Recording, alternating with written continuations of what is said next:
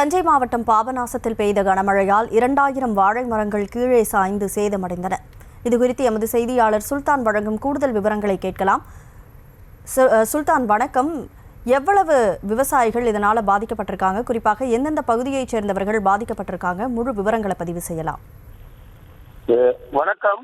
தஞ்சாவூர் மாவட்டம் பாபநாசம் தாலுகா இளங்கார்குடி, உள்ளிக்கடை, நாயக்கர்பேட்டை, வன்னியடி மற்றும் சுற்றியுள்ள கிராமங்கள்ல சுமார் 100 ஏக்கருக்கு மேல விவசாயிகள் வாழை சாகுபடி செஞ்சிருக்காங்க. இந்த நிலையில பாபநாசம் சுற்றியுள்ள பகுதிகளில நேற்று இரவு பாத்தீங்கன்னா இடி மற்றும் சூறைக்காற்றுடன் பலத்த கனமழை பெஞ்சிட்டு, இதனால இளங்கார்குடி பகுதியில சாகுபடி செய்துள்ள வாழைத்தார்களுடன் கூடிய சுமார் 2000க்கும் மேற்பட்ட வாழை மரங்கள் முழுவதும் சூறைக்காற்றினால் கீழே சாய்ந்து விழுந்து பாதிப்புக்குள்ளானது.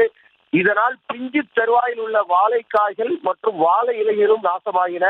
தற்போது பெய்த கனமழையினால் ஒரு மாதத்தில் விற்பனைக்கு தயாராக இருந்த வாழைத்தார்களும் வாழை இலைகளும் கீழே சாய்ந்துள்ளதால் முற்றிலும் நஷ்டத்தை சந்திக்க வேண்டிய சூழ்நிலை ஏற்பட்டுள்ளதாக கண்ணீர் மல்க விவசாயிகள் தெரிவிக்கின்றனர்.